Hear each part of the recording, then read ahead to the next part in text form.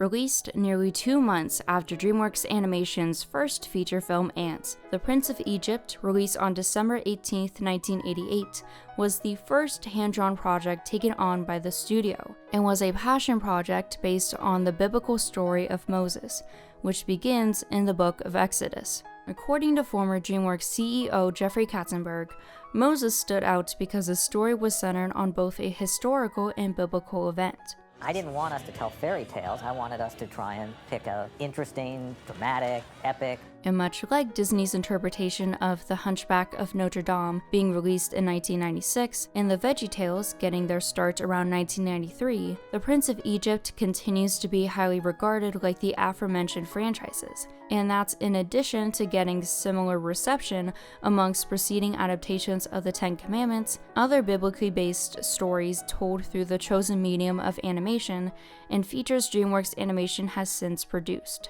Although the film has in a way been recognized recently as being deserving of even more appreciation over the years. Perhaps it's due to the proceeding popularity and success of the Shrek franchise in the 2000s, which centers itself on blending fairy tales and popular culture with parody. And perhaps it's due to being overshadowed at the time because of the overall rise of computer animation. But regardless, I finally watched this film for the first time ever very recently, and I wanted to talk about it, because it's not often where there's an example of media that evokes spirituality or a presented belief in such a universally profound way, and in my opinion, have it become one of the greatest animated features I've ever seen. As it is an adaptation from the first chapters found in the Bible, the story starts off with soldiers under the Pharaoh's rule eliminating all of the newborn boys of Hebrew descent residing in ancient Egypt. However, a woman named Yocheved and 2 of her children, Miriam and Aaron, are successfully able to send off their infant son and brother respectively across the Nile River in a woven basket until it arrives at the Pharaoh's palace. Fortunately, the child is taken in by the queen as her own and is named Moses, with Ramesses becoming his adopted older brother. Years later, we see that the brothers have a mischievous and compassionate bond, even when the pharaoh is placing immense pressure onto Ramesses to take his forthcoming position on the throne seriously. However, that's torn apart overnight when Moses follows a woman named Zipporah, who was brought to the palace as a potential bride for Ramesses. And after Ramesses declines and declares his brother a chief architect, Moses later helps Zipporah escape into the neighboring village, where he stumbles upon his unveiled biological siblings. The perception of his once royal standing becomes life-altering when the pharaoh confirms his adoption, and his understandably upset reaction culminates into him aiding a Hebrew slave from being excessively mistreated by an Egyptian guard, but accidentally causes said guard's death. Hence, in an off-balanced feeling of shame and out-of-place self-identity, he exiles himself to the desert only to be eventually welcomed by Jethro of Midian. And it's at this point in Moses' life where he's not only able to shed his past to become a shepherd and marry Zipporah, who's actually revealed to be one of Jethro's daughters, but to also have a destined encounter with God through a burning bush, and is informed of his given purpose to be the deliverer of the Hebrews from Egypt. And now it's up to Moses, alongside his wife and God, to confront the former life he was raised in, and to fulfill that given promise up to his presenting of the Ten Commandments.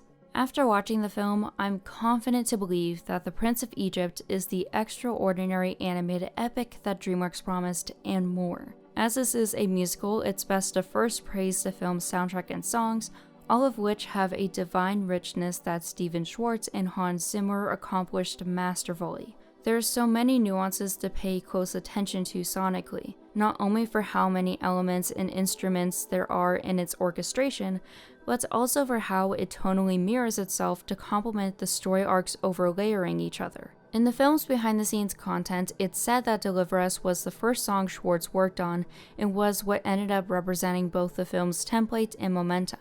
Indeed, right as you hear a faint trumpet during the title card, you immediately feel immersed into the hopeful yet anguished atmosphere at that time. Including Deliver Us, there are 6 other songs featured in the film. All I Ever Wanted conveys Moses' self-vindication towards his believed legacy as the sovereign prince of Egypt and has an overall softer tone. Through Heaven's Eyes, which is sung by Jethro to Moses, represents the shift in Moses and his initial ideologies as being far beyond his own, having a similar rhythm to All I Ever Wanted. Playing with the big boys is where the smoke and mirrors illusions by the Egyptian high priests begin to be challenged by Moses' brought-in miracles, and really stands in its own darker palette of visual and sound. The 10 Plagues features a cool echo effect at the beginning and is the most drum-pounding of the soundtrack, having Ramesses, emphasized by brass instruments, and Moses, emphasized by strings, perform and declare their respective sides as the inferior one.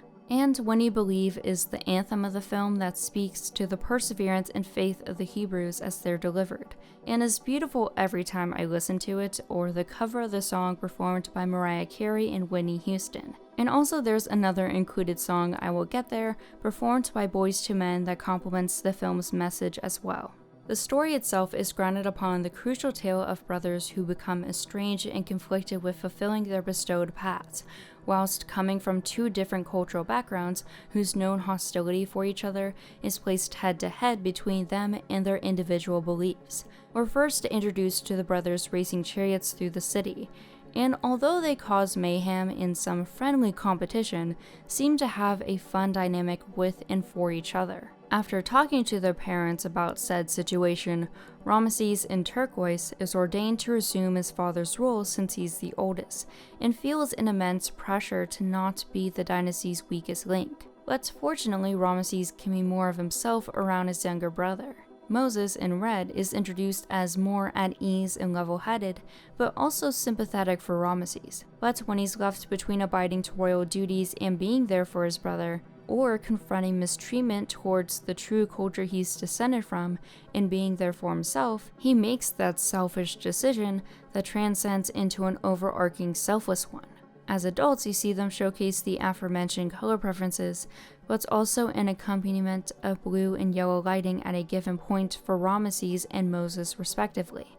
And around the sequences in the 10 Plagues, even that aspect of the film could be interchanged to convey a scene's or character's mood, and the lighter and darker contrasts demonstrate how different their paths became. While Moses on the one hand foresees a brighter future with his wife and biological siblings, and yet cherishes the life he had beforehand, Ramesses on the other hand longs for the past life he once had alongside his adopted brother, and clings onto that prospect of dynasty. Moses believes in God's word and carries it out as a servant of that ideology, while Ramesses believes that he himself is the next god of Egypt and is unwilling to look beyond the mindset he was raised to carry forward with. In the present day, they make that decision for how to live, and the tragedy of it all is that by the time the separation of the Red Sea has ceased, the brothers are on opposite ends, and Moses is the one who says goodbye first, similarly to when he first ran away from all that he once knew. The time spent with the brothers is in black and white, and that's what I also enjoyed about the Prince of Egypt when we see his biological side of the family. When you see Moses' siblings interact with their brother, it isn't a welcoming reunion, nor an expected one. There is an amalgamation of shock, reflection, and bewilderment. While Aaron is seen as being hesitant and standoffish, Miriam is seen as bold and optimistic. It takes time for Moses to accept being Hebrew, and it takes time for his siblings to forgive him for initially abandoning them in a self-journey, earning each other's trust as Moses delivers them. But there is one thing he cannot take away from you: your faith. As for Zipporah, Moses makes up for contributing to her being publicly humiliated in the palace, and when they meet up again in Midian, they become close and forgive the situation, and later as husband and wife are so compatible as to head to Egypt right as God speaks to Moses. So even though his relationship with Ramesses comes to a close, he has familiar and new relationships that he can appreciate, all because of the love from and onto others throughout his life. Tonally, the occasional comical relief, specifically from the presence of the high priest, wasn't as bothersome to me, and I felt that their song got the point across without obstructing what the rest of the film had to offer. Not to mention that the film includes Bible verses and artistic license statements regarding its subject material, which I'm glad was associated with this project. And you can really tell that the team behind the film took the time to maturely handle the representations of Hebrew and Egyptian cultures, along with the adversities and triumphs depicted in Exodus. Even for how God is portrayed, it's an interesting choice to see his presence as a spiritual essence as opposed to being a physically present being. In the burning bush scene, you can see a white aura and larger-than-life voice consuming Moses, and later sweeping through Egypt when the firstborn plague approaches, with the latter standing out against its pitch-black night sky. Something also important to note is that the Prince of Egypt has motifs, held-on intercuts, and dissolved transitions galore. I was surprised by how captivated I was by the film's use of montages to continue the story. When you see Moses walking in the desert, or any of the 10 plagues as they chronologically occur as examples, the acceleration and pacing was purposeful in reminding us about the duration of time that passed, yet wasn't rushed and didn't overstay its welcome. Honestly, the animation as a whole consists of incredibly executed facial expressions and moments that are organic and subtle, and the voice acting offers a humanistic range of emotions to feel invested in. So much of this film in its stylization feels like a painting, and there are an infinite amount of frames you can capture and just admire. The scale of the settings too are in such an epic quality, with a lot of extreme close to wide shots that hone into that. And that's undeniably applicable when discussing the Red Sea sequence, which succeeds in being mortifying yet magical all at the same time. And it's said that it took 300,000 hours of rendering time during production. With this visual alone, you have a color palette of turquoise blue, red, and white, a 2D/3D blend, and you have more than enough time to take in the buildup of the parting at every imaginable angle. I've written more than one conclusion to this discussion on the Prince of Egypt, and I wasn't satisfied with it until now. I think the reason for this was because I always found a new but similar interpretation to how I felt about the film, mostly from listening to the songs from the soundtrack over and over again, of which was something I've only noticed when listening to music in that genre. At one moment, I wanted to emphasize the importance of following what's ahead for all of us in life, allegorized by the crossing of the Red Sea. At another moment, I wanted to deliver a brief message that offered a starry-eyed glimpse of promise that we should all try to emulate, like in the entirety of Through Heaven's Eyes. But I came to realize that The Prince of Egypt as a film was so comforting and powerful on me emotionally because it encapsulated the human experience. We saw one kingdom crumble and another beginning to rise.